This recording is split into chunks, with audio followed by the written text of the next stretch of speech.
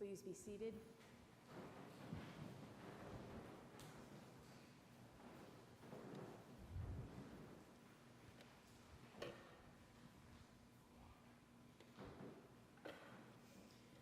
All right, so I have to say first, I love hearing the baby respond when I'm reading the gospel, because it occurred to me at some point that it makes perfect sense, right? To the baby, somebody's talking, so I'm talking back, right? That's what we teach the babies, that we make noise, so you make noise. So you make noise, so we make noise. And so I love that engagement because it means that they're trying to participate.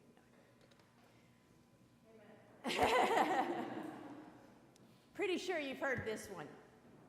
One day, a little girl watched with fascination as her mother prepared the Sunday roast. Trying to understand all the steps just right, she asked, "Mom, why do you cut the end off the roast?" Her mother replied, "Because that's the way my mom always did it." A few weeks later, Grandma came over for the Sunday dinner, and the little girl asked, "Grandma, why do you cut the end off the roast?" And Grandma replied, "Because that's the way my mother always did it." At the next holiday meal, Great-Grandma came to visit from the nursing home.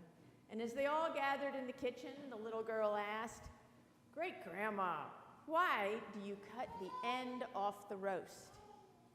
Great-Grandma snapped to attention and looked at the great pan of roast. "Because my pan was too small. Why the heck are you cutting the end off that roast?"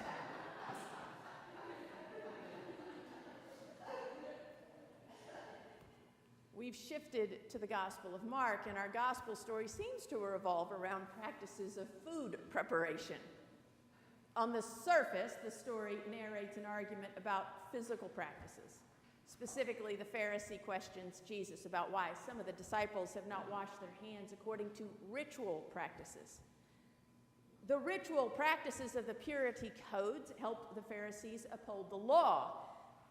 It is really a massive oversimplification, but I'm not going to go into a whole lesson. But the purity codes ordered the world according to the Pharisees' understanding of the scriptures and God's will. In effect, the purity codes helped the Pharisees to mediate sin in the world and to feel closer to God. Now, I can relate to that. To a point, I find rituals and routines and schedules to be helpful for me to make order out of the world. I need lists and schedules and giant wall calendars, and if you don't believe me, you can go check the office, to help make order from chaos. However, not all Jews of the time observed strict purity codes. So even though all of Jesus' disciples would have been Jewish, they may not have followed the practices prescribed by the Pharisees. There were different practices within Judaism, just as today we see differences between Christian churches.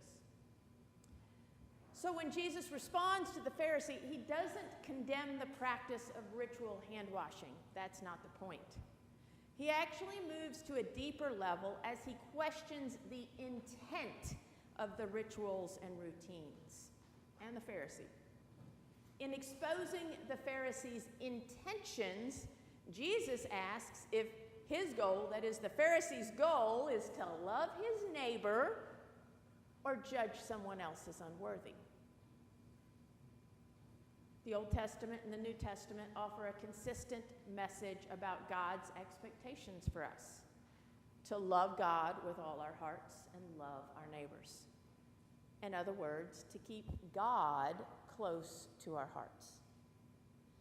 Jesus questions whether the ritual of the Pharisees is truly honoring God or has become something else.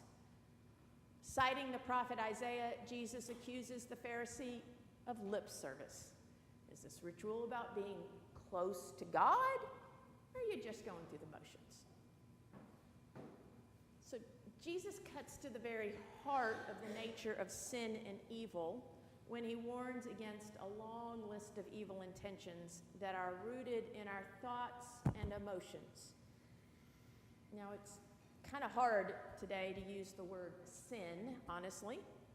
Unfortunately, many people have been hurt by religious leaders and family members who were all too happy to shame others for sinful behaviors that were in fact only thinly veiled personal morality codes.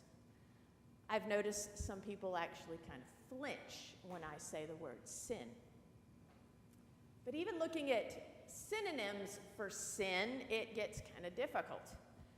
The word list goes from wrong, evil, transgression, offense, misdeed, immoral act, trespass, to crime.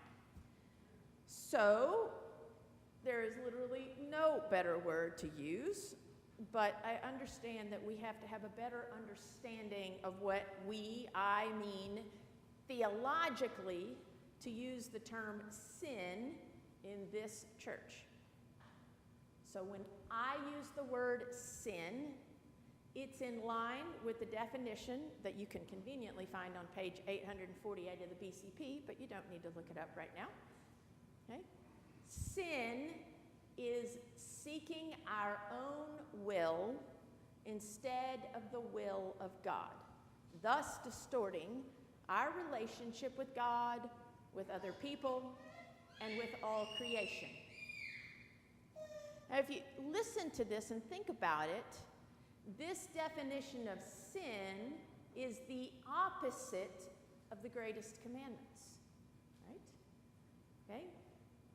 Let's walk through that.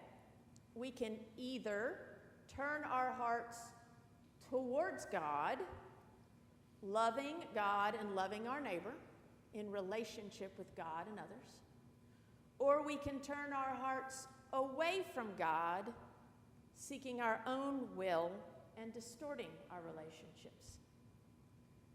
Those things that separate us from God are theologically called sin. That's the definition.